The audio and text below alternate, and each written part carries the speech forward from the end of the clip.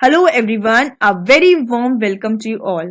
Here in this video, we are going to discuss regarding the internal auditor in a company, its meaning, provisions, applicability as per section 138 of Companies Act 2013. Internal auditor internal audit को perform करता है internal auditor. Internal auditor कौन होता है? एक ये वो person होता है जो as an internal auditor appoint करता है, बोर्ड ऑफ डायरेक्टर्स इसको अपॉइंट करते हैं और ये इंटरनल ऑडिटर का काम होता है to carry out the internal audit function. तो कंपनी की जो वर्किंग है, रूल्स है, टैक्सेशन पॉलिसीज है, वो सभी को देखना, ये काम होता है इंटरनल ऑडिटर का। इंटरनल ऑडिटर के अलावा एक दूसरा ऑडिटर होता है, वो होता है स्टैट्यूटरी ऑडिटर। वो कंपनी के पूरे साल में जो भी फाइनेंशियल स्टेटमेंट्स बनाए गए हैं, जो भी रिकॉर्ड्स हैं, उनको चेक करता है। वेयर एज जो इंटरनल ऑडिटर है वो कंपनी की जो इंटरनल पॉलिसीज हैं, जो भी कंपनी प्रोसीजर फॉलो कर रही है, जो भी रेगुलेशंस लग रही हैं, वो पूरी वर्किंग इंटरनल ऑडिटर देखता है। क्या इंटरनल ऑडिटर सभी कंपनीज पे एप्लीकेबल है? Answer is no. So as per section 138 of Companies Act 2013, read with rule 13 of Companies Accounts Rule 2014, सिर्फ कुछ क्लासेस ऑफ कंपनीज हैं जिनको इंटरनल ऑडिटर अपॉइंट करना है। Now the companies which are required to appoint internal auditor. Number 1 is every listed company. तो listed company को कितनी भी कैपिटल हो, कितना भी टर्नओवर हो, लोन्स हो, बोरोइंग्स हो, कुछ भी हो, अगर वो लिस्टेड है ऑन एनी स्टॉक एक्सचेंज तो उसको इंटरनल ऑडिटर अपॉइंट करना ही मैंडेटरी है। Next, every unlisted public company. तो जितनी भी अनलिस्टेड पब्लिक कंपनीज है उनको इंटरनल ऑडिटर कब अपॉइंट करना है? अगर उनकी आउटस्टैंडिंग जो डिपॉजिट्स हैं वो 25 करोड़ या उससे ज्यादा है at any point during the preceding financial year. Preceding financial year में किसी भी पॉइंट पे अगर 25 करोड़ को उनकी आउटस्टैंडिंग डिपॉजिट टच करती हैं तो उनको इंटरनल ऑडिटर अपॉइंट करना है।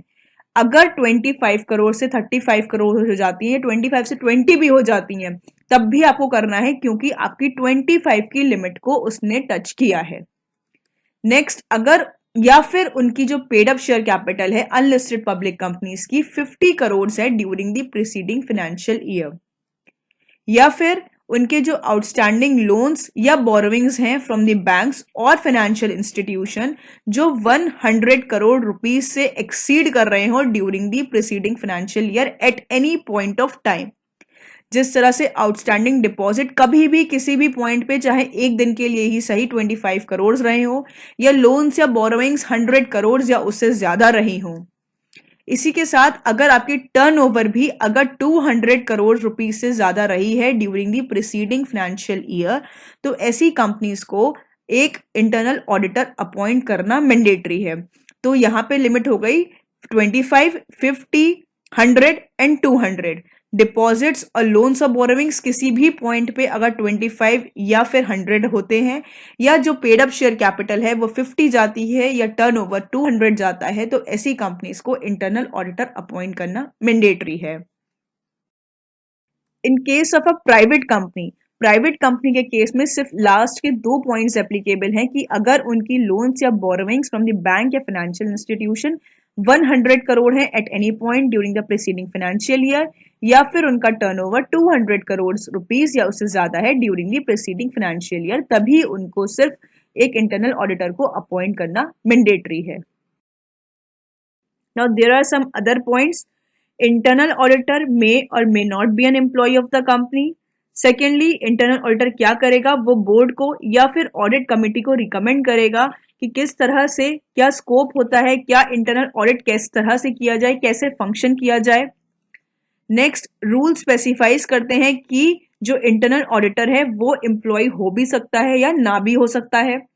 इसके अलावा इंटरनल ऑडिटर कौन बनेगा? या तो वो सीए होना चाहिए या सीडब्ल्यूए होना चाहिए या कोई अदर प्रोफेशनल भी हो सकता है अगर फ्यूचर में एक्ट बोले तो it can be a CA, CWA और एनी अदर प्रोफेशनल, जैसा भी एक्ट बोले। Following in such class of company, जैसे ही आपके ऊपर इंटरनल ऑडिटर को अपॉइंट करने का अप्लाई होता है, जैसे ही आप उस कैटेगरी में फॉल करते हो, उसके विद इन 6 मंथ्स के अंदर आपको अपनी कंपनी में एक इंटरनल ऑडिटर को अपॉइंट करना मैंडेटरी है। Thank you so much and stay connected for further videos.